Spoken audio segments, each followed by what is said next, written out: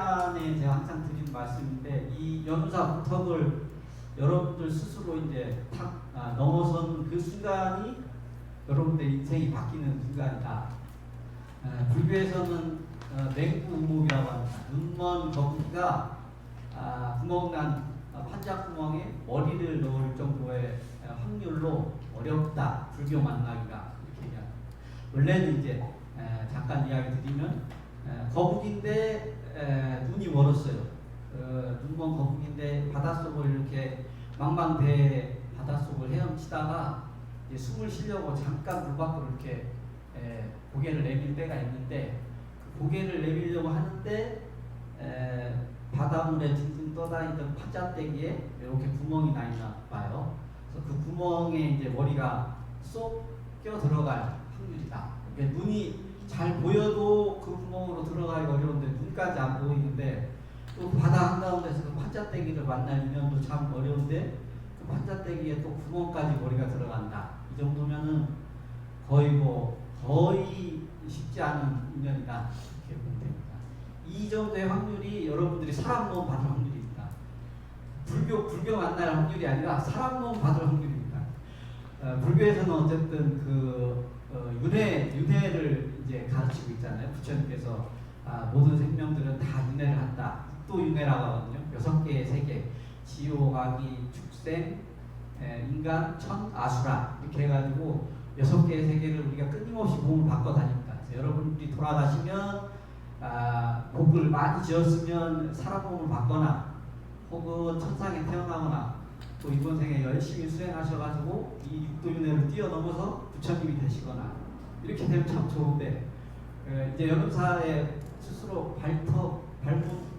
문턱을 넘어왔으니까 최소한 사람 몸을 받겠다. 여러분들이 잘 일일봉패 잘 나오고 스님들 잘 분양하고 부처님법 잘 배우고 이렇게 되겠다. 근데 불행히도 이제 악업을 많이 지면 지옥에도 떨어지고 또 축생도 떨어지고 몸이 이제 동물로 태어납니다. 이렇게 되는데요. 그 중에서 사람 몸 받을 확률이 맹구우목이라는 겁니다.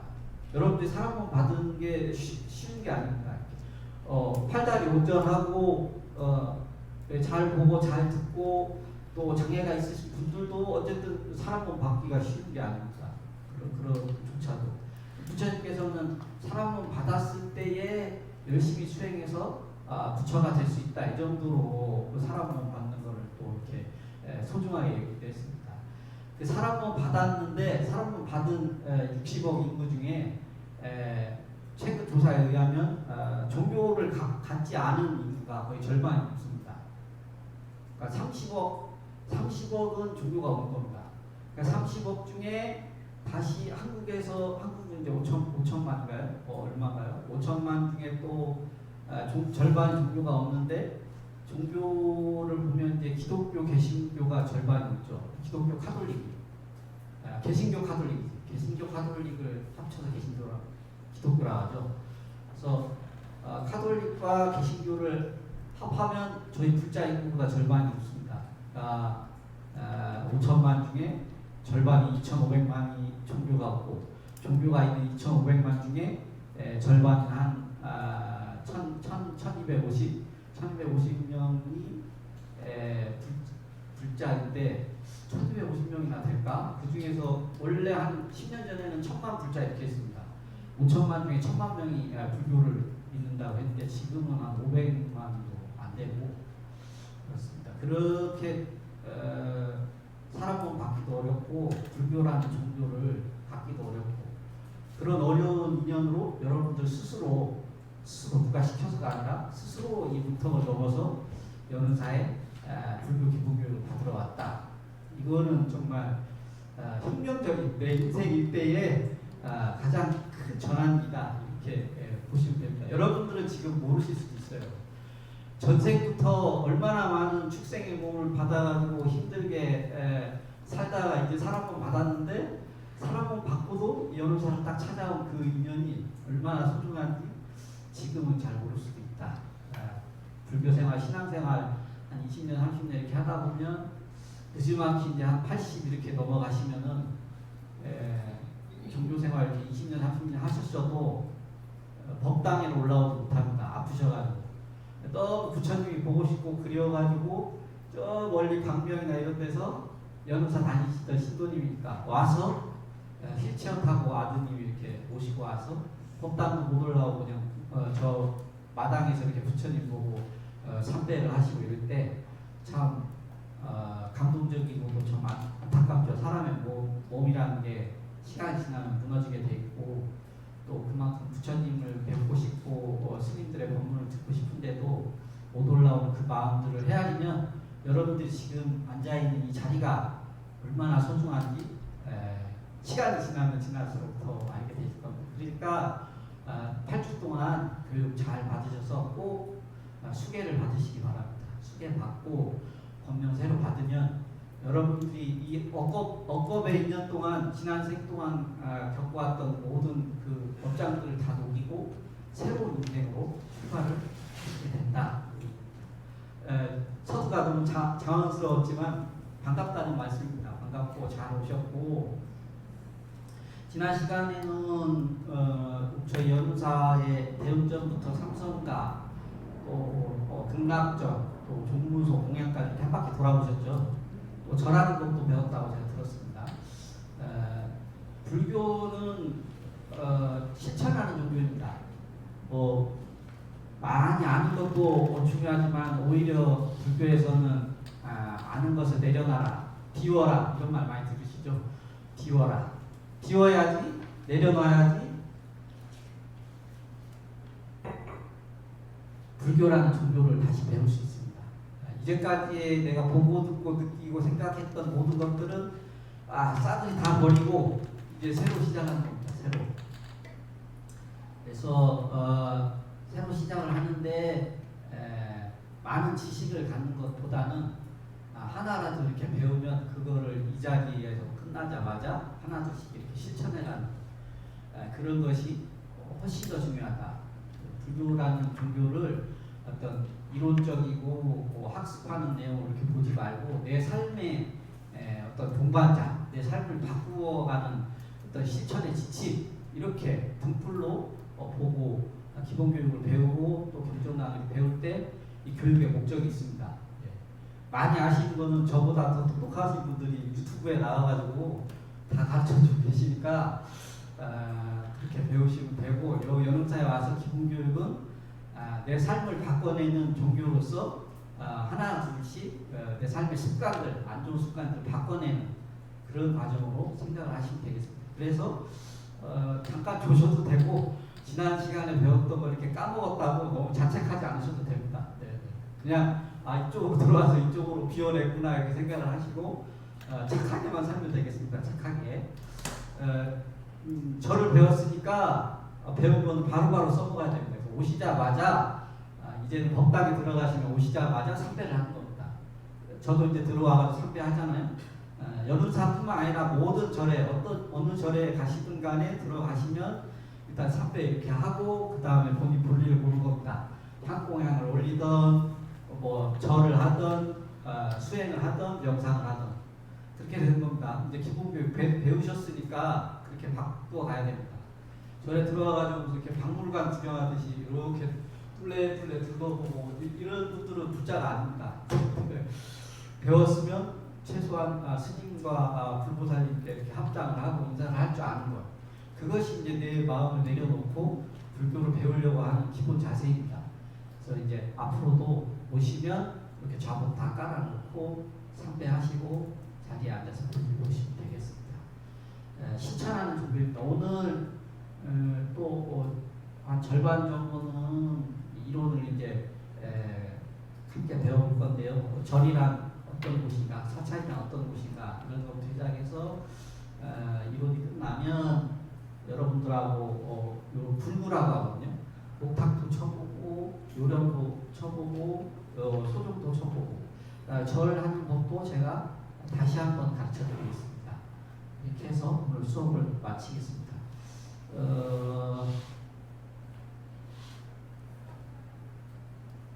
법당과 사찰의 의미 그리고 나의 자세입니다. 사찰, 절 다 같은 말입니다. 사찰 사찰의 어느 상가랑가라는 이제 인도 말에서 출발을 해서 스님들이 모여서 산 곳이다 이렇게 이해를 하면 되겠습니다. 근데 이제 오늘날은 스님들뿐만 아니라 사부대중 여자 스님, 남자 스님, 남자 신도, 여자 신도 이거를 비구, 비구니, 우바세, 우바이 이렇게 얘기합니다. 이거 사부대중. 불교를 이루고 있는 대중들은 크게 네 부분으로 구성되어 있는데 그게 여자 스님은 비구니, 남자 스님은 비구, 남자 신도는 우바세, 여자 신도는 우바이 이렇게 하는 겁니다. 뭐 어디 큰 법회 같은 데 가면 스님들이 이제 인사하다가 사부대중이시여 뭐 이렇게 얘기를 할 때 있어. 아, 사부대중이면 나도 같이 지칭하는구나 이렇게 알아보아야 됩니다. 아시겠죠? 네. 네. 너무 뭐 비가 와서 그런가? 약간 집중되니까 이렇게 기지개 한번 펴보세요. 네. 이거 어렵게 수업 안 들으셔도 됩니다. 편안하게 왼쪽으로 2번, 오른쪽으로 2번. 네, 됐습니다. 절을 보면 절에 가면 보통 저 그림처럼 이렇게 되는 게 이제 정식 FM적인 그 사찰 배치도입니다. 그래서 첫 번에 보면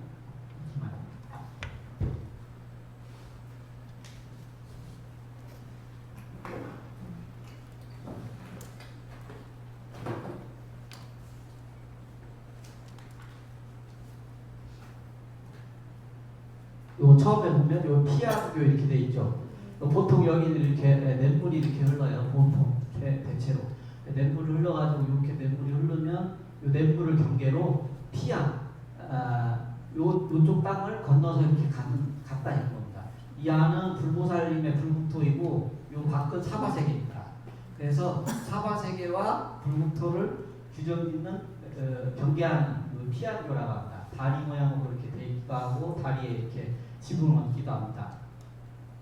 그 다음에 지나가면 부도전이라고 해서 이렇게 탑이 있습니다. 탑. 이거는 조사 스님들, 돌아가신 할아버지 스님들, 할머니 스님들 중에 이렇게 이 절을 위해서 많이 헌신하신 분들은 탑을 지어가지고 이렇게 기립니다. 부도전이라고 합니다. 여기도 역시 지나가다가 참배를 하시면 좋고 참배 못하면 길가에서라도 이쪽을 방향을 보면서 합장 상태 이렇게 하시면 되겠습니다. 그 다음에 이제 일주문을 지나요. 일주문은 기둥이 하나다 이겁니다. 기둥이 하나인데 두 개 있죠. 그냥 상징적으로 일주문하고 안과 밖이 구분이 없습니다. 이쪽에서 보면 여기가 아니고 이쪽에서 보면 여기가 아니고 여기가 밖이죠. 안과 밖이 경계가 없다는 거예요. 불교의 중요한 철학 사상 중에 하나는 불이 사상입니다. 불이 아니 불자 둘이자 두이자 그래서 불이 너와 내가 둘이 아니다. 그래서 합장의 의미도 지난번에 배웠죠. 이렇게 할 때 너와 내가 둘이 아니고 한 몸이다. 또 사바세계와 부처의 세계가 둘이 아니다. 좀 어려운 얘기입니다. 어려운 얘기인데 어렵다고 생각하면 한없이 어렵고 그냥 둘이 아닌가 보다 그렇게 생각하면 됩니다. 둘이 아니라는 얘기는 한 몸이라는 얘기입니다. 예를 들면 지구와 내가 둘이 아니다. 그러면 지구와 내가 한 몸이라는 겁니다. 지구가 아프면 나도 아픕니다. 지구가 환경 오염이 되면 물도 더러워지고 산도 더러워지고 그러면 우리가 먹는 음식을 통해서 우리도 아프게 되는 겁니다. 또 그 아픈 지구는 누가 만들었어요? 내가 만들었어요. 내가 잘하면 지구도 잘 되고 내가 잘 안 되면 나도 잘 안 되고 지구도 안 되고 마찬가지로 나하고 우리 보살님하고 둘이 아니라는 내가 보살님한테 잘해드리면 보살님도 나한테 잘하는 과보를 받습니다. 이게 인과입니다. 인과. 30문대 끝나고 80문대 판난다. 여러분들이 겪고 있는 지금의 고통들 예를 들면 지나가다 다리가 이렇게 부러졌어.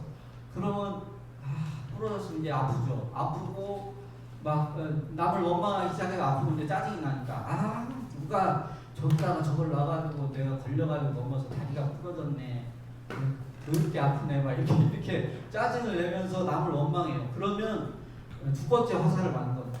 다친 건 어쩔 수 없는데 남을 원망하고 짜증을 내면 내 안에 화가 쌓여가지고 화병도 또 일어나요. 그런데 불교를 열심히 법당 연사를 다니고 수행을 열심히 하면 탁 부딪혀서 다리가 부러졌을 때 전생에 내가 누군가 남의 다리를 부러뜨리게 했나 보다. 그 과보를 내가 봤나 보다. 혹은 인생에 내가 지금 어떻게 살고 있지?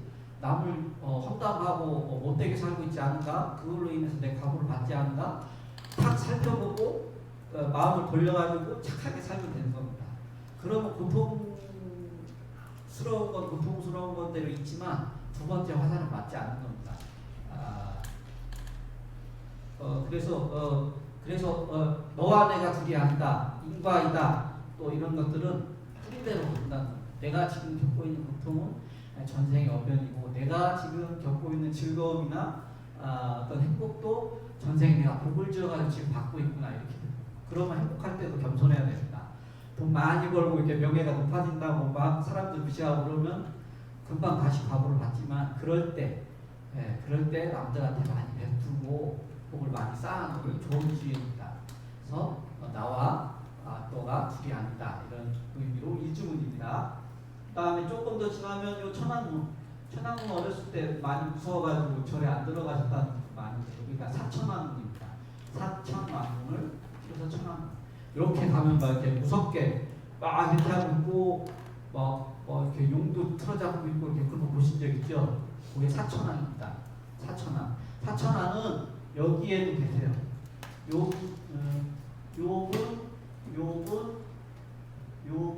이렇게 네 분 계십니다.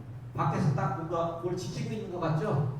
네. 사천왕의 서원은 여러분들이 이제 수계를 받고 법명을 받아가지고 불자가 되는 순간 진짜 불자가 되는 겁니다. 막 이렇게 1년에 한 번 여기 뭉축도 한 번 달고 1년에 한 번 절에 오고 이런 거 불자 아니에요. 오늘날 개념으로. 이웃종교인 카톨릭이나 이런 데는 보면 자기 본당, 성당이 있어가지고 수계가 아니라 뭐라고 하죠? 이렇게 법명이 아니고 세례명 받고 세례 받은 사람만 카운트 되는 겁니다. 카톨릭 신자로. 그래서 그 지역의 본당들이 한국중앙 본당으로 그 숫자를 총합을 하면 본당에서 취합을 해서 로마 교황청으로 보내는 겁니다. 그러니까 카톨릭은 딱 떨어집니다. 근데 우리는 엄마가 할머니가 1년에 한 번 와가지고 여기다 가족 이름 다 달아. 여기가 지금 예를 들어 1000등 있다 치면 한 가족당 요새는 적으니까 3인 가족 하면 3,000명이야. 우리 불자 인구는 3,000명. 맞아요, 틀려요? 맞아요. 틀려요. 이름 앞에 와보면은 하나도 없어, 사람들이. 교회는 막 일요일에 하루에 4번씩 목사님, 신도님들이 집회를 하면은 좁아가지고 4번 하는 거예요. 좁아가지고 장소가 좁아. 저희는 하여튼 그렇습니다. 비교할 걸 아는데 비교하면 안 되는데 비교하지 말라고 했는데 열심히 잘 사셔야 됩니다. 열심히 잘 살고 절에도 잘 나오고 진짜 불자가 되려면 수계를 해서, 그래서 수계 받아서 법명을 받는 순간에 진짜 불자가 되는데, 이 진짜 불자가 된 사람을 이 사천왕들이 지키는 겁니다. 또 여기 신중단 계신데 이 신중단에 계신 모든 분들이 여러분들과 우리 스님들을 지켜주겠다, 이런 소원으로 계신, 말하자면 이웃종교랑 자꾸 계속 뭐하지만 카톨릭이나 특별히 천사 같은 수호천사 같은 느낌으로 이해를 하시면 되겠습니다. 다음에 이제 부리문은 정말 이제 부리문입니다. 일주문도 부리의 개념이 있지만, 요 부분은 이제 도량의 경계를 잘 지으면서 이렇게 문 만든 겁니다. 그래서 도량도 이렇게 있죠. 그래서 쭉 가면 요 탑이 앞에 이렇게 있고, 요 탑도 부처님을 상징하기 때문에 탑이 대릉전 앞에 있는 겁니다. 탑에도 합장을 하시고, 올라가면 대릉전이 이렇게 있고요. 보통 양옆으로 관음전이나 기장전 이렇게 있고요. 또 경계 넘어서 요사체라는 건 스님들이 머무는 공간, 자고 이렇게 쉬고 이런 데를 요사체라고 합니다. 요사체. 지장전은 지장보살님을 모신 데를 지장전, 관음전은 관세음보살님을 모신 데를 관음전. 여기 계신 분이 관세음보살님이세요. 여기 계신 분이 지장보살님이시고 그렇습니다. 그 다음에 위로 산으로 올라가면 이 주변에 암자가 이렇게 있습니다. 사찰들이 대체로 이렇게 배치가 되어 있습니다. 연운사 할 때 사찰, 가람, 도량, 정사, 그리고 다 절을 의미하는 다른 여러 가지 말들입니다. 제가 말씀드렸죠. 그래서 대웅전에 들어가면 대체로 이 배치에 벗어나지 않습니다. 가운데에 서가모니 부처님과 협식은 옆에서 이렇게 보좌한다 입니다. 협식을이 있는 상단이라고요. 상단, 또 중단, 또 하단이라고 쓸 것 같지만 하자는 아래 하자이기 때문에 약간 어감이 안 좋기 때문에 영단 이렇게 합니다. 그래서 들어가셔서 보면 또 방향도 달라요. 제 행자 때 이제 의사 스님이 이제 그런 거. 법당 가가지고 오른쪽에 보면 뭐 있다 그거 가져와라 이렇게 하면 우리 들어오면 오른쪽이니까 이쪽이 오른쪽이잖아요. 여기 가가지고 아무만 찾아도 없어. 없는데요. 그러면은 네가 잘 몰랐구나. 법당에 들어오면 왼쪽 오른쪽이 바뀝니다. 왜냐하면 부처님 중심으로 보기 때문에 우리 중심으로 보는 게 아니라 부처님 중심으로 봐서 왼쪽이 이쪽, 오른쪽이 이쪽이에요. 그러니까 그걸 잘 확인해야 돼요. 이렇게 구분 없이 이렇게 말을 하면 부처님 보시기에 왼쪽이죠? 이렇게 물어보면 대하는 것도 확인해서 이런 거 어디 가서 안 가르쳐줍니다. 이런 사람한테 실전용으로 잘 가르쳐주는 거. 이따 끝나면 제가 이제 문을 들어와서 참배를 하고 공양물을 올리고 또 이제 기도하는 이 방식까지 이제 같이 실습을 할 거예요. 왜냐하면 불교는 1700년 한국에 온 지 1700년 또 인도에서 불교가 태생한 지 2600년, 700년 되다 보니까 좀 사람들의 삶과 밀접하게 거의 종교가 아니라 문화처럼 이렇게 의식주에 깊이 침투해 있습니다. 그래서 우리가 말하는 것 속에 불교적인 단어들이 상당히 많고 또 생활하는 것에 불교적인 습들이 많이 있습니다. 그래서 들어와가지고 제가 실습을 이렇게 보여드리면 복잡하지만 그런 것들을 보면 스님들이 이렇게 보살님들이 이렇게 걸어가는 것만 봐도 저분이 교육을 잘 받으셨구나, 기본교육을 잘 못 받으시고 그냥 절에만 다니시는 분이구나 금방 아실 수 있거든요. 걸을 때 어떻게 걷는지, 그리고 스님을 보고 합장을 할 때 어떻게 하는지 이런 것들을 잘 배우기가 어렵죠. 딴 데서 안 가르쳐주니까. 못 배운 사람들 탓은 아니고 안 가르쳐준 스님들 탓입니다. 또 여러분들은 또 열심히 잘 배워야 됩니다. 그래서 그런 것들을 잘 가르쳐 드리면 어디 가가지고 제가 가르쳐 드린다고 하면 영업하게 교육을 잘 받으신 정법 신도시구나 이렇게 아실 수 있습니다. 제가 가르쳐 드리는 건 제가 이렇게 하는 게 아니라 우리 조계 종단에서 공식으로 이렇게 한 겁니다. 그래서 말씀드렸듯이 상단, 중단, 영단 이렇게 됩니다. 상단은 불단이라고 하고 수미단이라고 합니다. 수미단은 부처님이 계신 곳이 수미산이거든요. 수미산. 그래서 여기 밑에가 이거 단이잖아요. 이렇게 단이 지금 6단, 2단, 3단에서 3단 위에 올라가 계시잖아요. 요 단을 수미산 위에 추석해 계시는 부처님 이렇게 하니까 여기도 수미단이라고 합니다. 수미단에 공양을 올려서 수미단에 초 올려야지 이러면 여기에다가 초를 올리라는 얘기구나 이렇게 알아들으시면 되겠습니다. 보통 법회 때는 그래서 서가모니 부처님을 향해서 이제 예불을 올리는 거고요. 매월 음력 초하루에는 상단을 향해서 올리지만 그날 주인공은 이제 신중님이 되는 겁니다. 신중 기도를 한 달에 한 번 초하루, 한 달이 시작되는 달, 그 달에 이제 신중께 기도를 올려서 한 달 동안 무탈하게 잘 지내게 해주십시오 이렇게 기도를 하는 겁니다. 그 다음에 지장제일 날은 요 지장보살님께 이제 예경을 있는 건데 지장보살님은 서원하신 게 뭐냐면 지옥에 중생들이 한 명이라도 떨어져 있으면 나는 성불하지 않겠다, 부처가 되지 않겠다 이런 큰 서원을 내신 보살님입니다. 그래서 요분의 주 업무는 지옥에 있는 중생들을 힘들고 고통받는 중생들을 잠깐 쉬게 해주거나 지옥에서 빼내서 극락으로 인도해주는 그런 역할을 하시는 보살님입니다. 그러니까 돌아가신 분들을 주로 관장을 해요. 그래서 지장제일 때는 여러분 이게 다 위패입니다. 돌아가신 분들 영가님들이라고 하거든요. 절에서는 잎이에요. 제사 지낼 때 보셨죠? 이렇게 잎에 하나 써서 잎에 관함에 이렇게 놓고 제사 지내잖아요. 그죠?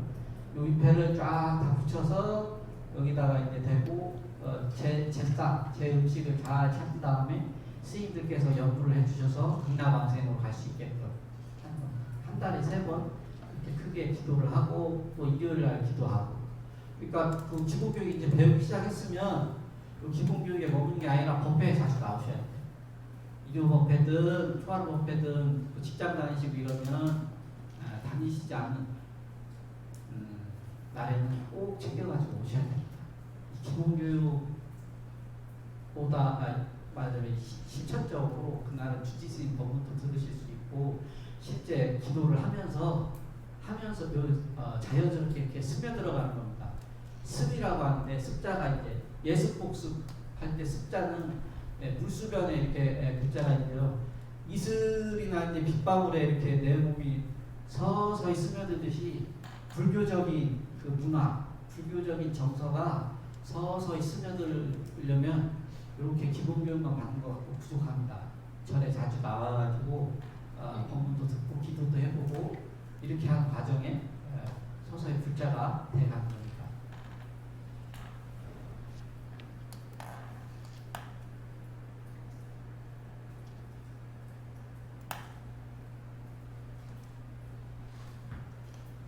저희가 불상은 최초에 모시지 않았습니다. 우상숭배라고 해가지고 1700년 전에 부처님께서 서가모니 부처님께서 열반하시면서 불상을 만들지 말아라. 돌아가시려고 하니까 그 부처님의 수많은 제자들이 얼마나 슬퍼했겠어요. 이렇게 임종이라고 하죠. 밖에서 열반하시기 직전에 이제 힘이 없고 아픈 몸을 이제 뛰어가지고 이렇게 열반하시기 직전에 있으니까 제자들이 그 주변에 모여서 슬프게 통곡을 하면서 부처님 돌아가시면 우리는 누구를 의지하고 사느냐 이렇게 한 제자가 물어봅니다. 그럴 때에 부처님께서 하신 말씀은 내가 얘기했지 않냐. 모든 살아있는 것은 다 무너지게 마련이다. 이 세상에 안 늙는 사람 없습니다. 안 늙는 사람 없고 부처님도 늙고 또 돌아가셨습니다. 모든 살아있는 생명들 또 죽어있는 나무들까지도 다 이렇게 때가 되면 이렇게 닳습니다. 닳고 사람들도 마찬가지로 닳고 그렇게 해서 죽게 돼 있는데 그렇게 말했으니까 자연스러운 이치니까 슬퍼하지 말아라. 너는 내가 했던 말, 법문이죠 법문. 부처님의 말씀 또 네 스스로가 부처의 성품을 갖고 있으니까 네 스스로를 밝혀가지고 열심히 수행해라 이렇게 말씀하십니다. 그러면서 내 상은 만들지 말아라. 내 상을 만들면 사람들이 거기다 대고 막 이렇게 막 예배하고 절하고 이렇게 하지만 그러지 말고 스스로를 믿고 내가 말했던 것들을 잘 따라서 수행을 해라 이렇게 말씀하십니다. 그래서 돌아가시고 나서 100년 뒤에는 100년까지만 해도 부처님의 불상이 없었습니다.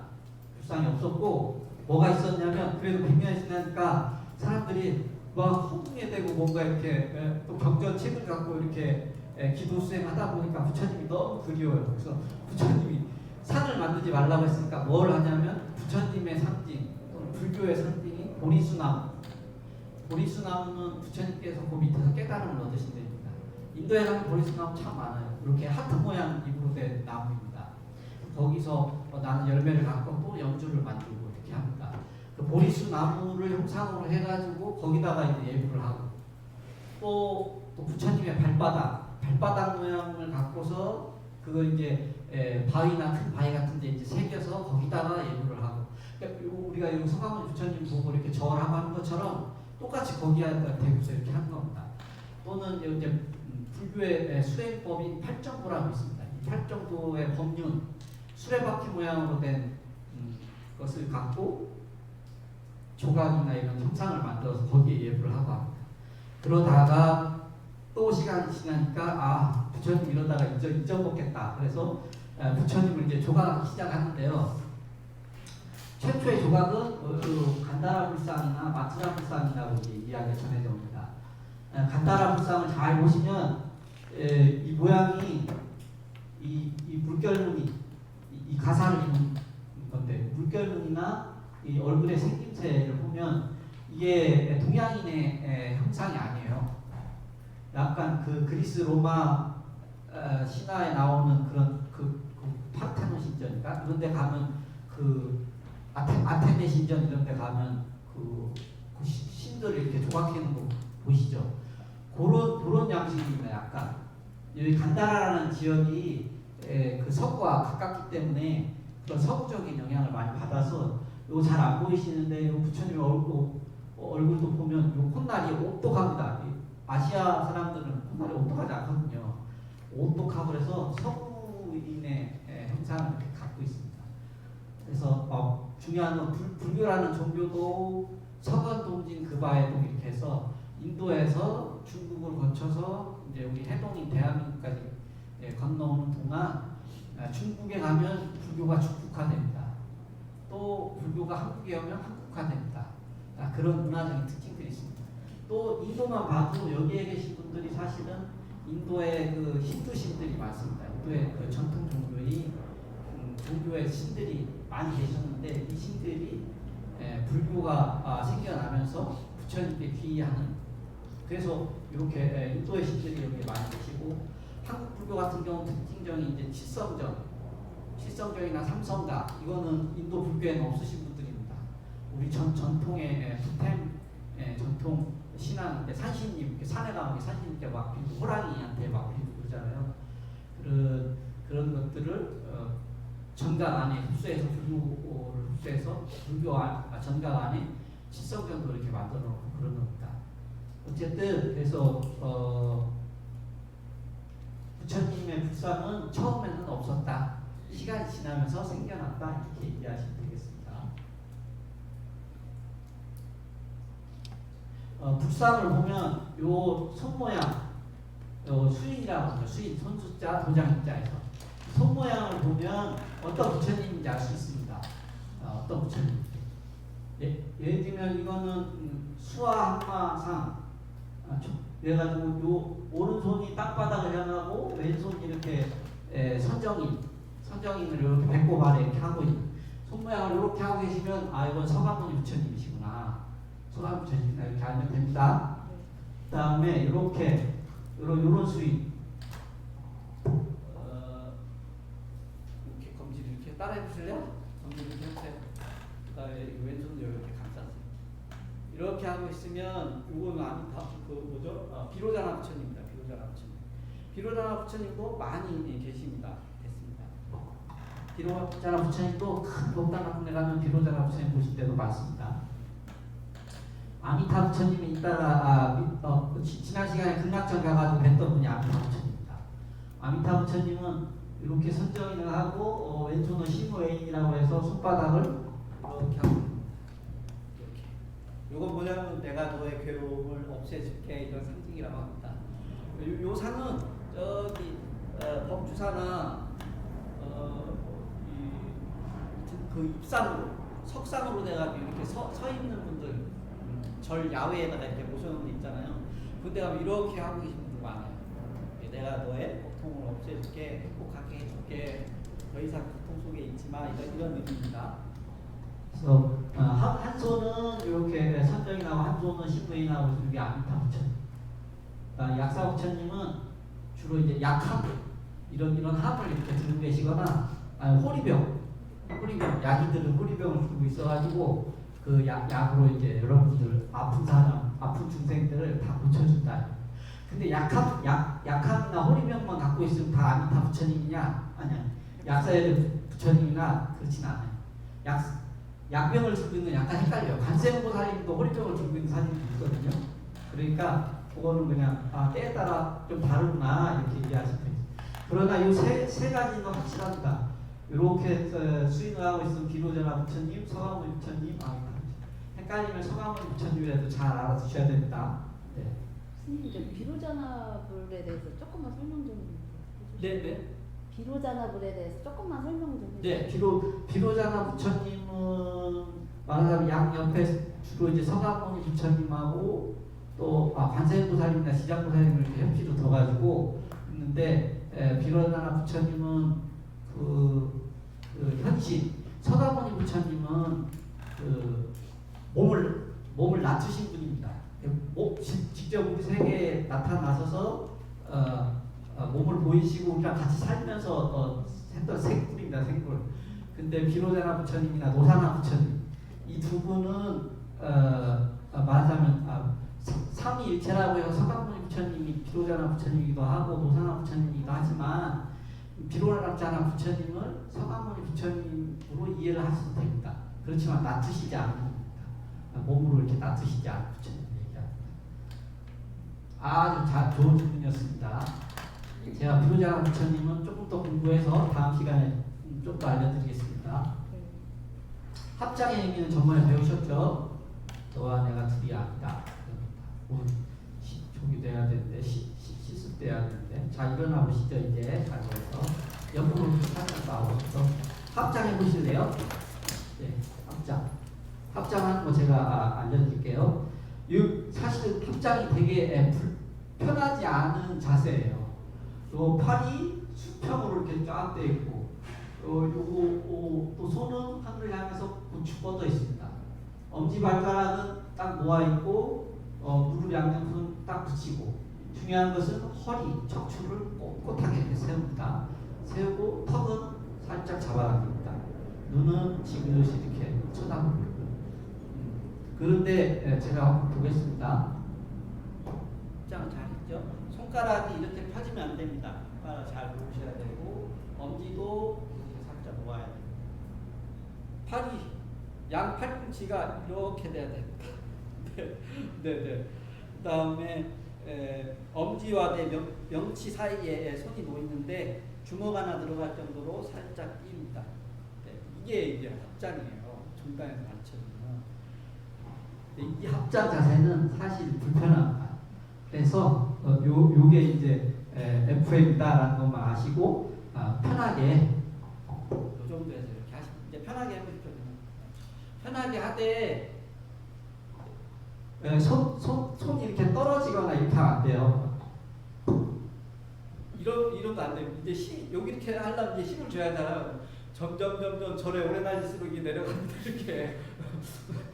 뭐 처음에 2등정일 때는 딱 이렇게 하고 안녕하십니까 스님 이렇게 하는데 이제 한 10년 20년 다니면 이렇게 합장 나중에 지나면 이제 합장 나라 어쩌고 아이고 안녕하십니까 이렇게 돼요. 네. 이거 별로 안 좋은 모습입니다. 그래서 이렇게 합장한 차로 이제 담배 살짝 숙입니다. 좋습니다. 네, 일어나시고 너무 90도로 이렇게 해도 안 좋고요. 고개만 깎다 이렇게 해도 안 좋고 잘 편한 정도 한 15도 20도 이 정도면 되겠습니다. 네, 좋습니다. 네. 이렇게 해서 하는데 할 때도 이렇게 떨어지면 안 되고 그대로 이렇게 와야 돼요. 네, 엄지발가락도 원래는 붙여야 되지만 그냥 편하게 이렇게 팔자, 우리 대부분 다 팔자잖아요. 팔자를 이렇게 해서 하는데 벌리거나 이러면 안 돼요. 스님 이렇게 딱 보시면 하면 아이고 벌린 상태로 이렇게 하면 안 됩니다. 네. 그 거리에서도 보고 그러면 그런 분들 많아요. 아이고 스님 오랜만에 뵙습니다. 이렇게 하고 바로 악수하시고 있는데 그렇게 하기보다는 예의를 잘 차려서 스님들이 안 보는 것 같아도 다 보십니다. 그 사람 면접에 대고 이렇게 뭐라고 이렇게 말하면 무안하니까 또 반가운 마음을 아니까 그렇게 하지만은 잘 배우셔야 됩니다. 잘 배워가지고 그래야 내 마음도 똑바라지고 수행도 잘 되는 겁니다. 이렇게 해서 했습니다. 그 다음에 이 템플스테이 가면 이거 다 해야 됩니다. FM 템플스테이가 도량에서 돌아다니거나 법당에서 다닐 때는 차수를 해야 됩니다. 차수. 이건 오른손이 위로 포개졌지만 그건 크게 구분하지 않아도 됩니다. 오른손 왼손이 본인이 편한 손을 해서 이렇게 배꼽에 대고 이렇게 걸어볼까요? 앞으로 살짝 걸어보시죠. 이렇게 걸으시는 겁니다. 그래서 여기 법당 아니고 길가에서 이렇게 법당 밖에서 이렇게 가다가 이렇게 차 타고 가다가 저기서 스님이 이렇게 오시잖아요. 여기서 와서 나랑 딱 마주치게 생겼어. 그러면은 이렇게 해서 바로 이렇게 합장하고 여기 기다리는 겁니다. 지나갈 때까지. 너무 어른 스님이면 뭐 이렇게 합장이 되지만 가다가 오시면 이렇게 서서 기다립니다. 이렇게 가는 길로 기다리면 요 앞에 지나가실 때 지나가거나 지나간 다음에 저라면은 스님이 이제 가가 요새 신도님들은 스님 보고 합장도 안 해요 이렇게 됩니다. 올 때 하는 게 중요합니다. 눈에 보일 때 요쯤에 오셨을 때 이렇게 절을 해주시면 되겠습니다. 합장 반대해서 네 이렇게 하고 차수하고 그래 돌아다니는. 근데 이게 불편하잖아요. 불편하고 그런데 그래서 요 원칙만 아시면 됩니다. 이렇게 편하게 다니시되 이렇게 하면 안 다니시면 됩니다. 이렇게 이렇게 막 건달 걸음 같은 걸로 이렇게 막 안 하고 안전하게 조심하게 걸어 다니시면 되겠습니다. 원칙은 도량이나 법당에서 차수를 해야 됩니다. 좌선이 있습니다. 좌선. 자리에 앉아보실래요? 이건 지금 부처님께서 수행하실 때 했던 가부좌입니다. 가부좌. 양발의 발바닥에 하늘 향하는 건데요. 이거는 쉽지 않습니다. 가부좌는 쉽지 않고 그래서 제가 보여드리면 이 반가부좌라고 해서 그래서 우리들 뭐 양반다리라고 해가지고 나 양반다리도 까먹었네. 이렇게 앉잖아요. 맞나? 양반다리 어떻게 앉죠? 네, 그렇게 하는 거 맞죠? 이렇게 맞죠? 이렇게 불교에서는 이렇게 안 앉습니다. 이거는 나중에 여러분들이 명상을 하거나 수행을 할 때도 이 자세는 오래 못 앉는 자세입니다. 부처님이 하셨던 저 가부좌 자세가 오랜 시간 동안 허리나 무릎이나 목에 무리를 안 주면서 오랜 시간 동안 앉아 있는 자세인데 가부좌는 잘 안 되니까 어려우니까 보통 왼발이나 오른발 상관없습니다. 이렇게 해서 이렇게 올립니다. 이렇게 올리고 앞으로 이렇게 약간 수그렀다 왔다 갔다 하면 이제 균형이 맞춰집니다. 네.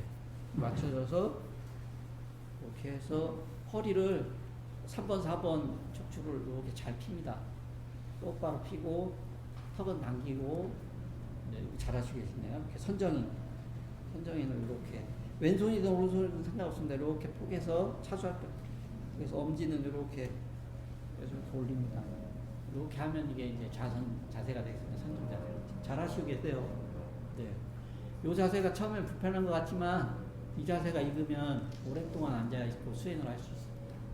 이렇게 하다가 이걸 왜 하냐면 이렇게 하면 뭐 기순한 공부하시는 분들은 이렇게 해서 복식호흡 하면 뭐 아래에서 기가 돌아가지고 이렇게 손가락까지 이렇게 통한다 하는데 이렇게 해놓으면 좋은지 안 좋은지 알 수 있습니다. 이렇게 빳빳하게 안 해도 돼요. 그냥 이 정도만 이렇게 편하게 편해야 됩니다. 편해야 됩니다. 졸면 이게 스르르 떨어져요. 이렇게 엄지손가락이 스르르 떨어지거나 이게 흐트러져요. 네. 그래가지고 이렇게 참선방에 가면 장군집비라고 해가지고요. 이렇게 해서도 조지만 이 조는 기술이 이렇게 조는 기술로 득도를 하신 스님들은 이렇게 하면서도 잘 돌아요. 앞바닥에 잘 조는데 이게 이렇게 돼 있어. 이렇게 떨어져 있으면은 정신을 집중 못 하고 있는 거예요. 그럼 이제 이걸로 죽비로 때려. 이거보다 훨씬 큰 죽비가 있습니다. 이렇게 해가지고 보살이 딱 양옆에 이렇게 보고 있거든요. 딱 지나가다가 이렇게 되고 이렇게 해주시면 잠에서 깨가지고 열심히 수행하세요. 이런 겁니다. 자리 앉으시죠. 잠깐 자리 앉으시고 편하니까. 요즘은 앉는 문화에 익숙하지 않아가지고 또 나이 드신 분들이나 이런 분들은 무릎이 많이 안 좋으셔서 잘 안 하신다. 그래서 그렇게 해야 되는 건데 그냥 편하게 하시면 이렇게 그냥 이렇게 앉으셔도 돼요. 저쪽 남방 쪽 가면 이렇게 한다고 하대요. 이게 편하거든요. 이렇게 그냥 발바닥을 이렇게 놓고 이렇게 해서 법문 들을 때나 이렇게 하면 됩니다. 요즘은 자신만 아니어가지고 우리 법회할 때도 기도할 때는 절을 해야 되니까 좌복을 이렇게 놓기도 하는데 저희 법회 때 오셨던 분들 있으면 아시겠지만 의자 놓고 하기도 합니다. 노무사님들은 또 앉으시기 힘드니까 또 몸이 불편하신 분들이 있어야 되니까 그렇게 합니다.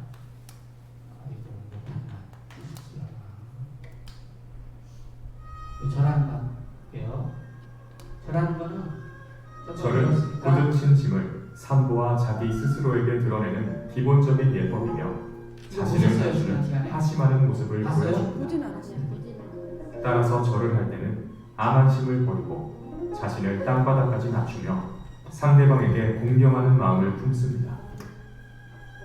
삼배는 불법승, 삼보의 은혜와 공덕을 생각하며 3번 절하는 것입니다. 절을 올릴 때는 합장 반배한 자세에서 자연스럽게 고개를 숙이며 시작합니다. 손은 바닥을 짚고 15도 정도 안쪽으로 모읍니다. 손을 수평으로 귀 밑까지 올렸다 내린 후 자연스럽게 일어섭니다.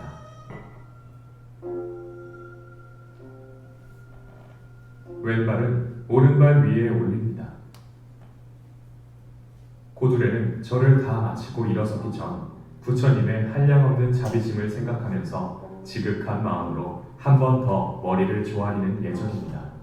우체투지한 상태에서 고개를 들고 두 손을 얼굴 앞에서 모아 합장하는 것으로 고두레를 마칩니다. 스님을 실내에서 만나면 3배로 인사를 드리고 1배만 하라고 하면 한 번만 절합니다.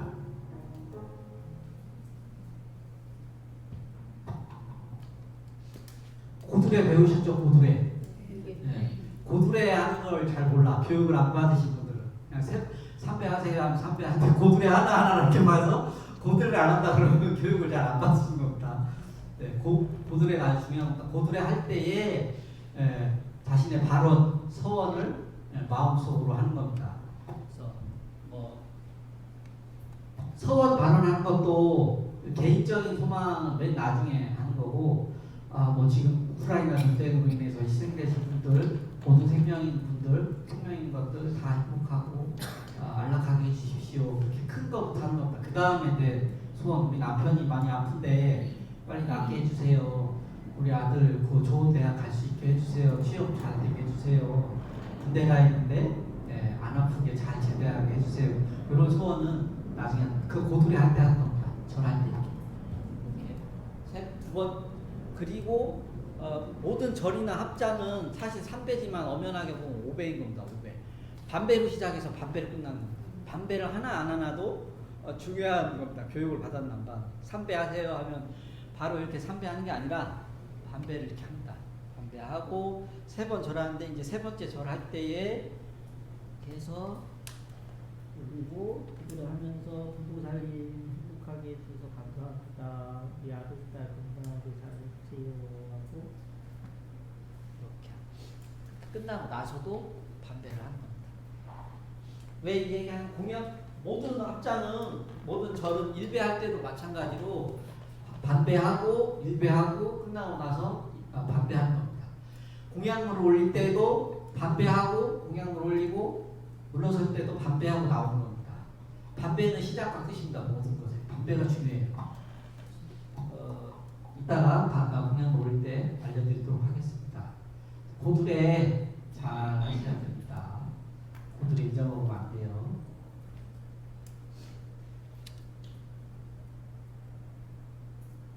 장기합장은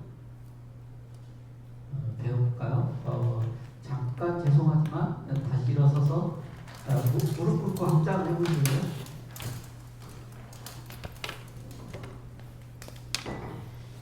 장기합장이 왜 중요하냐면 아프신 분들은 그냥 앉으셔가지고 보셔도 됩니다. 무릎 아프신 분들은 안 하시면 그냥 보시기만 하시면 됩니다. 여러분 이제 수계 받을 때 연비하거든요. 연비하면 왼팔을 앞으로 내세요 이렇게 내밀잖아요. 내밀 이제 스님들이 참회진언하면서 이렇게 향을 이렇게 해가지고 여러분들 팔뚝에다가 연비를 이렇게 놔줍니다. 요거 이제 무서워하는 보살은 얘기하면 그냥 이렇게 찍는 만 하는데 여기 향을 붙여가지고 불로 지지는 겁니다. 이거 막 겁 엄청 많은 사람들은 이렇게 하고 있다가 엄숙한 수계자에서 이러고 그래요. 살짝 합니다. 살짝. 저는 스님들도 보면 이렇게 있죠. 보이시죠? 네, 여기 이제 수계 받을 때마다 하는 건데 보살도 또 이제 예뻐야 되니까 몸이 또 소중하잖아요. 이제 흉탄하게 안 하고요. 살짝 뗍니다. 그러니까 괜찮아요. 아무것도 안 해요. 그 반으로 따는 정도 따끔한 건데 굳이 뭐 저기 하지만 어쨌든 불로 딱 사는 게 마정숙이라고 해서 물로 이제 찍어서 아기 때 이렇게 이마에 큰 스님께서 이렇게 해주시면서 축복해 주는 것도 있고, 요 소개할 때 연기는 이제 불로 이렇게 하는 거예요.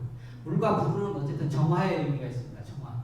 내가 지난 생 동안 또 이 생 동안 쌓아온 모든 악업들, 업장들을 이 불로 탁 깜짝 놀라는 찰나에 다 녹아 없어지는 겁니다. 불로 태워서 그런 의미가 있습니다.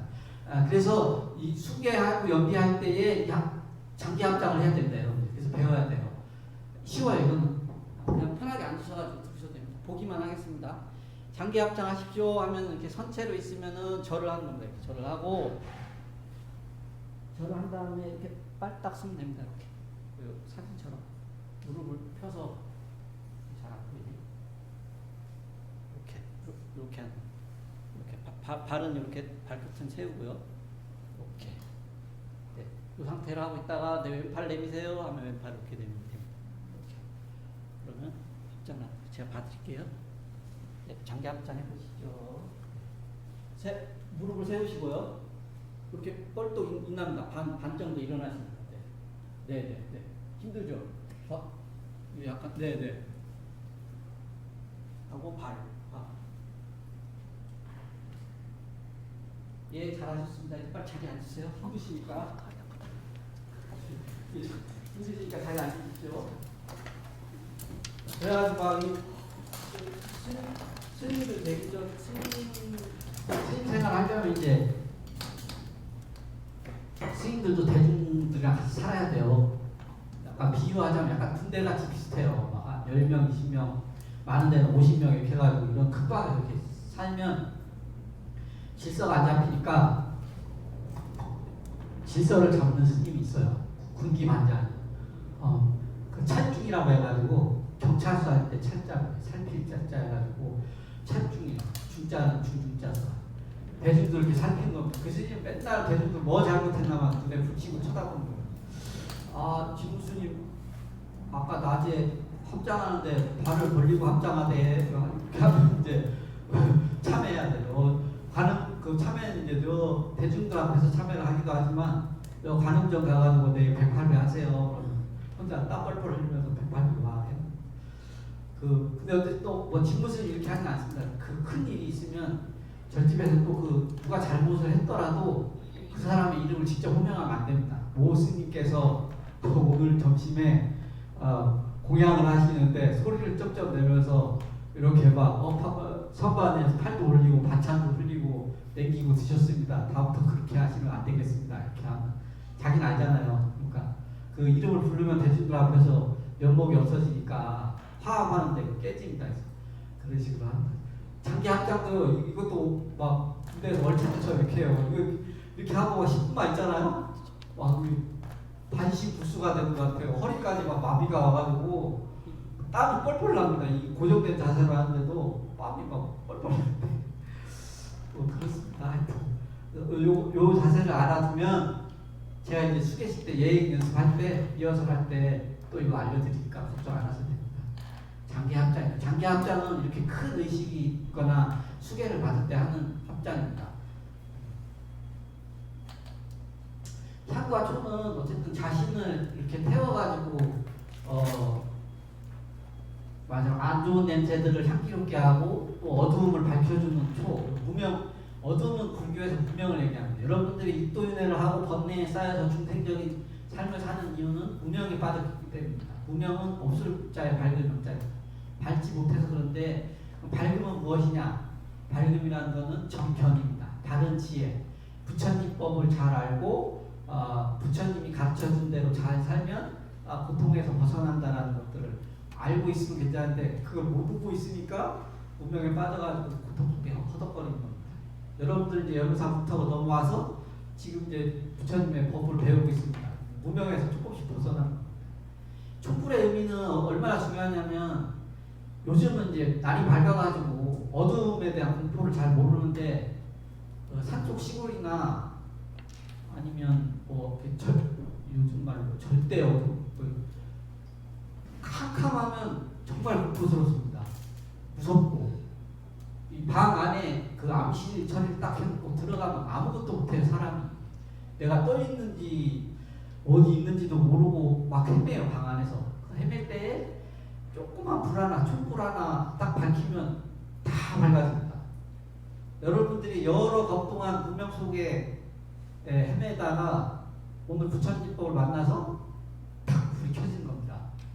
켜지면 이제 여러분 이제 밝아지기 시작하는 거예요. 중생의 삶에서 부처의 삶으로 바꿔지는 겁니다. 이런 의미로 이제 향과 초를 공양 올린다고 해요. 공양. 부처님께 공양을 올리는데요. 요거 올리는 거 제가 알려드릴게요.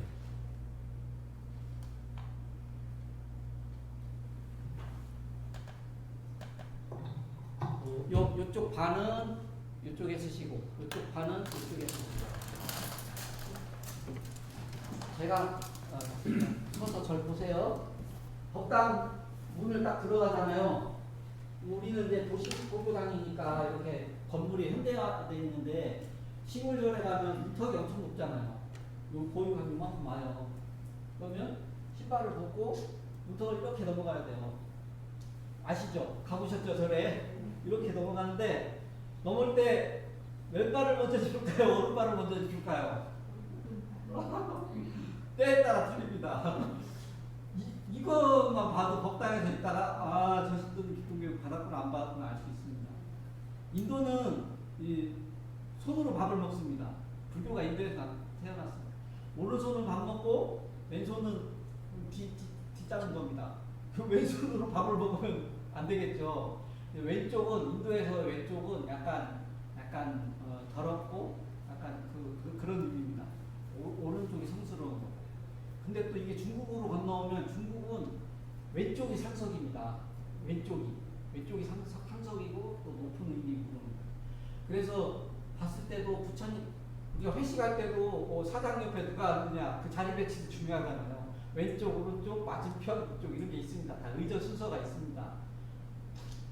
인도에서는 왼쪽이 하천한 거였지만 중국 불교는 왼쪽이 더 높은 겁니다. 그래서 높은 사람을 부처님 왼쪽에 보십니다.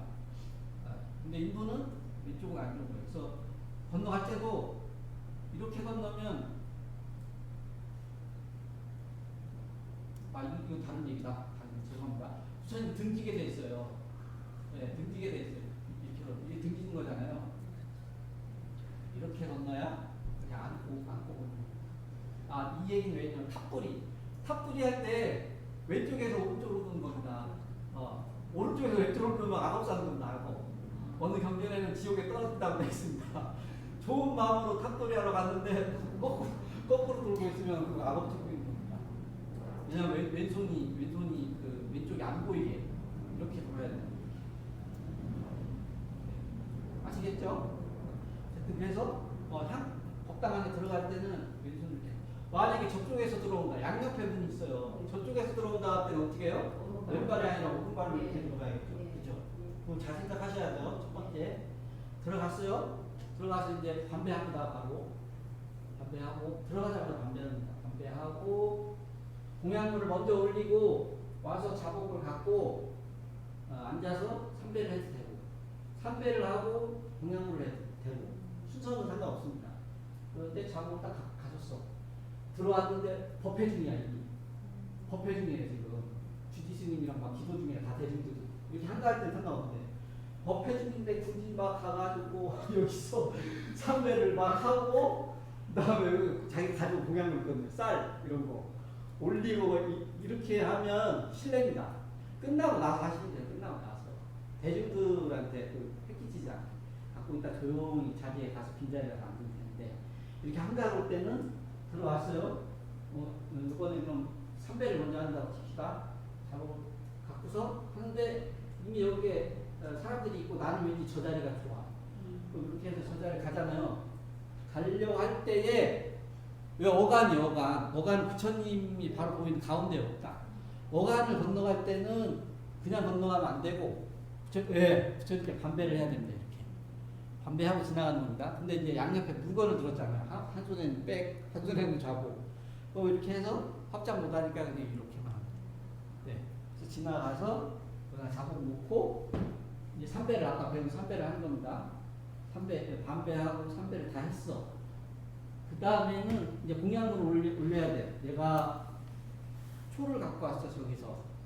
또 생수를 올리고 싶어, 또 향을 올리고 싶어 그러면 가지고 이걸 챙겨서 아무것도 없고 저기 있는 향만 그냥 튀어야겠다, 향 올려야겠다. 올라가시면 어려워하지 마시고 공양 올리는 거는 복입니다. 복. 와서 절만 해도 되지만 꼭 공양 올리세요. 뭐 아니면 불전함에 뭐 5,000원이든 1,000원이든 이렇게 넣고 싶다 안 넣는 거고. 그래서 이렇게 해서 물을 한번 올려볼까요?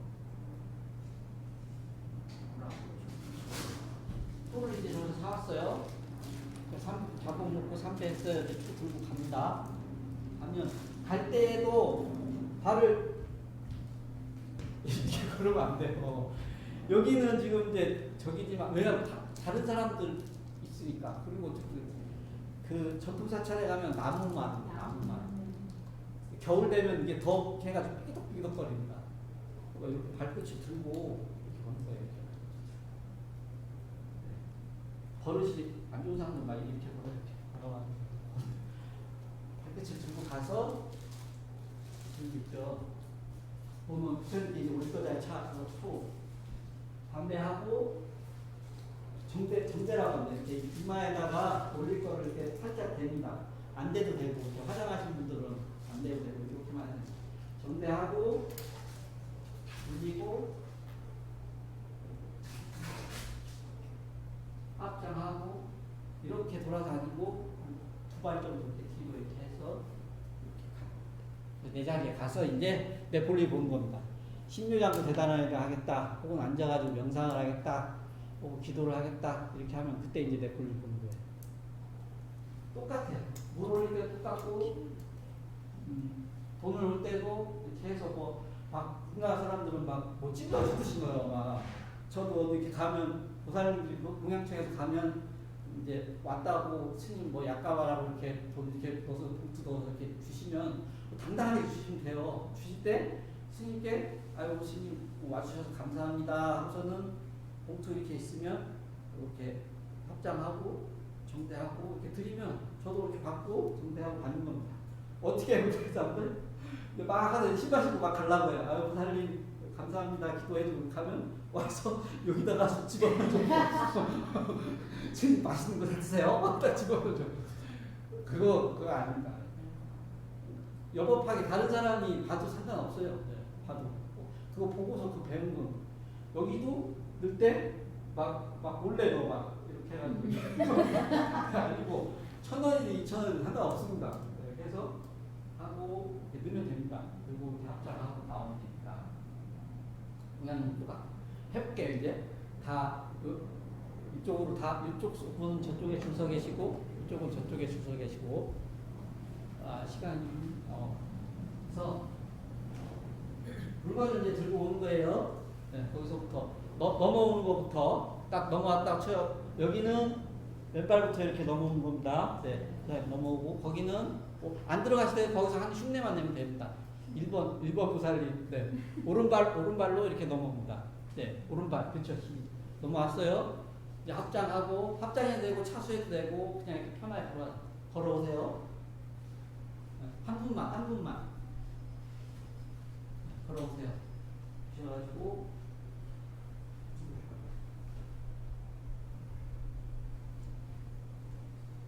그래서 저희 앞에 이쪽으로 오세요. 이렇게 오셔서 반배하시고 정배하시고 내려옵니다. 반배하시고 뒤로 두 번 물러서서 돌아서서 가시면 됩니다. 박수. 이건 제일 어려운 겁니다. 이거 아셨어요? 이거 몰랐죠? 이런 거 몰랐죠? 네, 이게 예입니다. 예. 사찰의 예절입니다. 이런 거 연사밖에 안 가르쳐줍니다. 두 번째, 갈 때 물을 가지고 가시죠. 그래서 두 번째 오시죠. 두 번째, 네, 갈 때 물을 가져가시면 됩니다.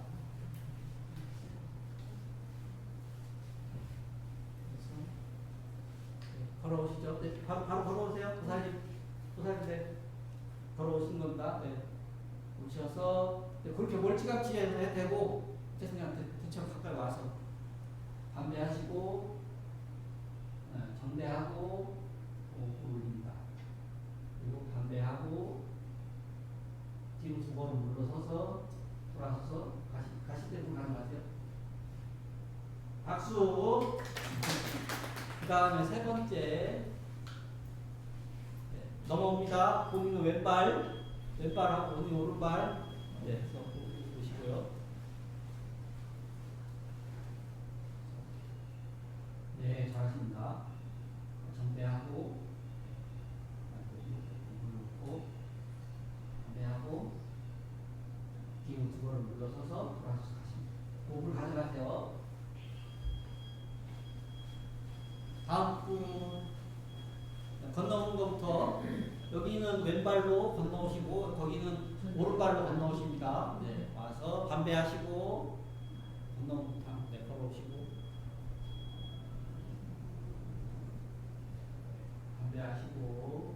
반배하시고 정배하고 네, 그다음에 올려놓고 반배하고 뒤로 두 번을 물러서서 돌아서 가십니다. 다 끝났나요? 지금 다 했어요? 네. 박수.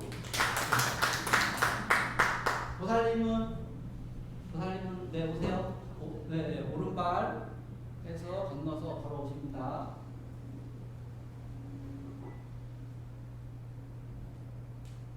마지막은 향입니다. 향. 네. 이거 없고 이렇게 해서 반배했죠. 오셨어요? 여기 향이 있죠.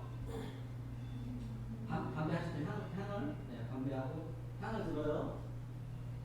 그래서 초를 붙여요. 여기다 초 있으니까 네, 그냥 붙이시면 돼요. 이거 또 부러뜨렸거든요.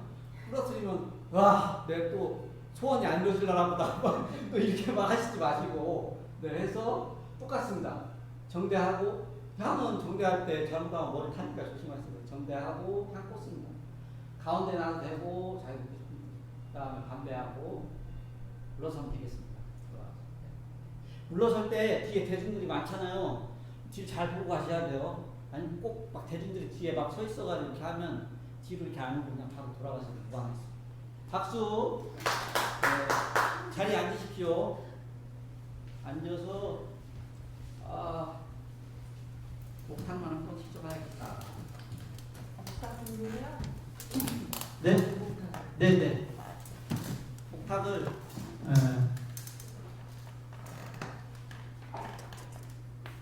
하나씩 본인이 원하는 거 하나 고르세요. 조그만 것도 되고. 네, 고르시면서 들으십시오. 법구, 불구 이렇게 얘기합니다. 구자, 도구할 때 구자입니다. 그래서 의식을 진행하기 위해서 절에서는 많은 법구들을 사용을 하는데요.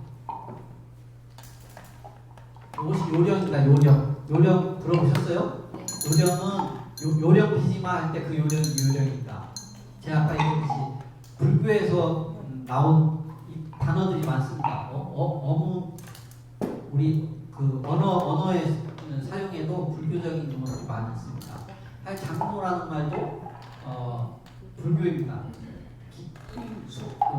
1700년, 1500년 전에 경전에 보면 수몰이 장로여 이렇게 나옵니다.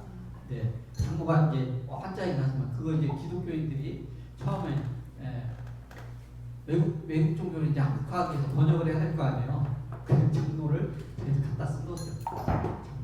장로라는 것도 불교적인 용어고 요령도 요령 피짐할 때 그 요령이 왜 어렵냐면 요령 치는 게 이렇게 한 번만 소리 좋죠. 이렇게 치거나 두 번 이렇게 치거나 이렇게 됐어요. 근데 이게 안에 이렇게 추가 보이잖아요. 추가 이제 이게 종이랑 똑같아요. 종이랑 이렇게 치는 건데 하나만 칠 때는 한쪽 벽만 이렇게 치는 겁니다. 근데 치다 보면 이게 잘 못 치면 이게 돌아요. 추가 이게 요령을 잘 못 치는 거예요. 어려워요. 쉽지가 않아요. 요령이라고 하고요. 그건 주로 이제 의식할 때 법주라고 해서 그 기도의 좌장, 제 대장 이제 이거 잡습니다. 그래서 이걸로 모든 게 다 신호예요. 대중들이 많으니까 언제 절해라, 언제 요 연불에서 저 연불로 넘어간다 이런 신호를 주기 위한 겁니다. 또 실질적으로 보면 어쨌든 다 불교를 상징을 하는데요. 이게 요령이고 범종은 이렇게 큰 거, 야외에 있는 걸 범종이라고 해요. 이런 거 보셨죠? 에밀레종 이렇게. 이런 거 법고, 북이라고 안 해요. 법고라고 합니다. 법자의 두드릴 고체, 법고. 이 안에 있는 그냥 소종, 내종 이렇게 얘기합니다.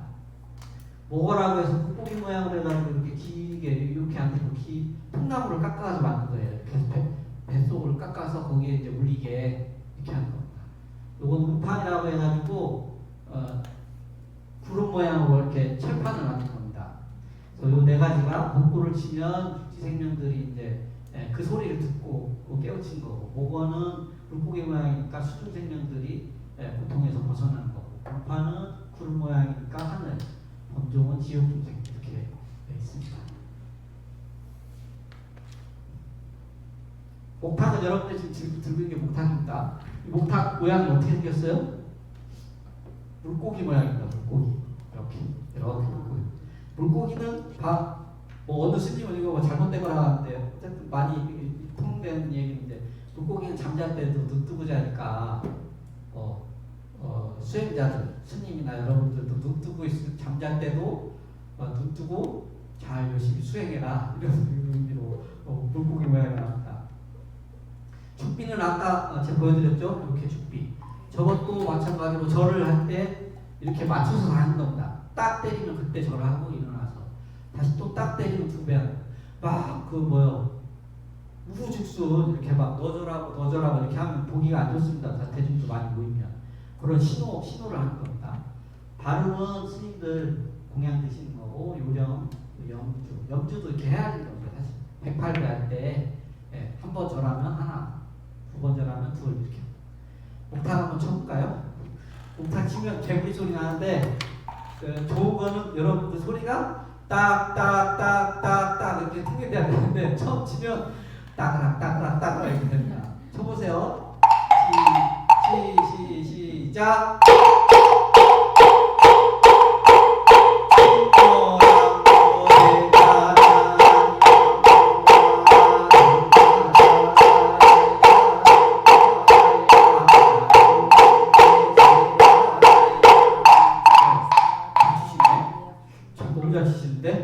원래 이렇게 치면 안 되는데 전생 때 다 전생에 들이셨나 보네. 이상하네. 네, 아주 잘 치십니다. 그렇게 해서 연불을 하면서 이걸 하는 거예요. 그래서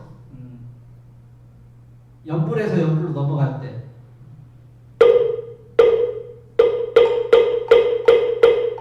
이건 7장 못하기라고 해요. 여기까지 안 배우고 1장 정부업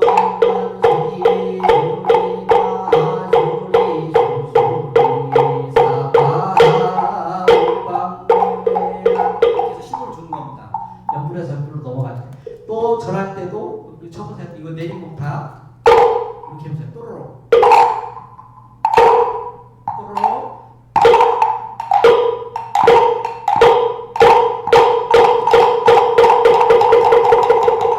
오, 잘하십니다. 이거는 이제 공이 튀기는 걸 생각하면 돼요. 공이 똥똥똥똥똥똥똥 이렇게 생각을 하시면 치면 돼요. 요거 어떻게 치는지 알려드릴게요.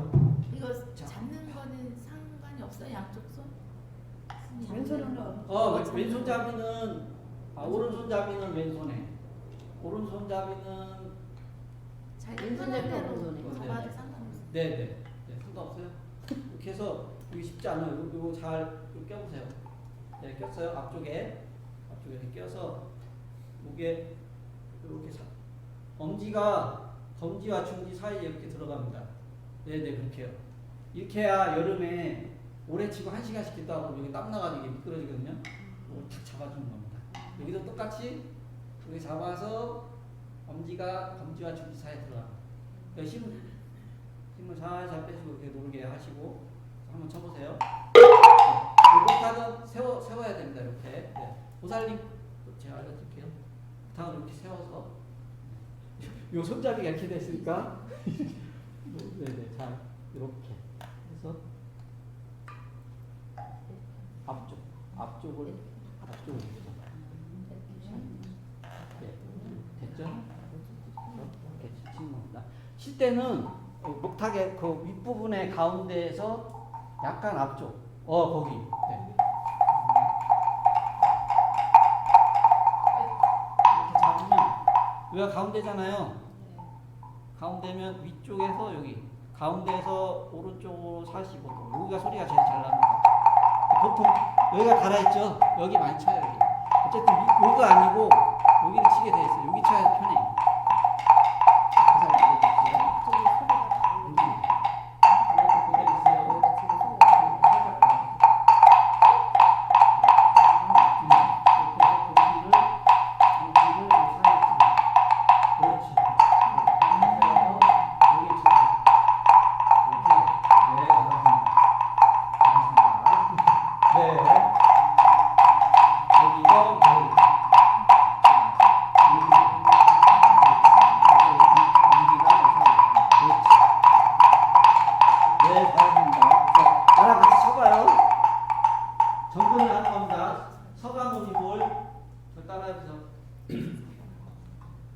나무 삼계도사 따라해보세요. 나무 삼계도사 사생자부 사생자부 시야본사 시야본사 서가모니불 서가모니불 서가모니불 서가모니불 할 때 석가모니불에서 가를 까로 하지 말고 부드럽게 서가모니불.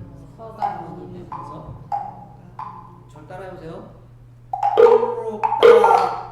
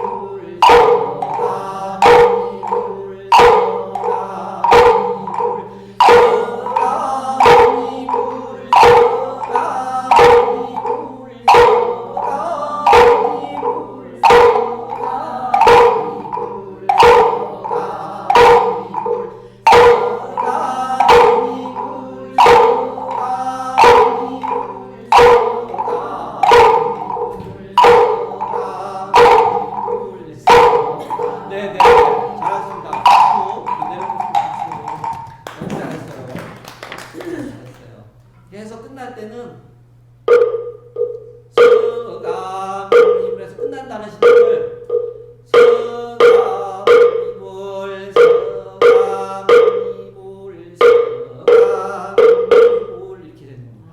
그래서 뭔가 이렇게 하다가 소리가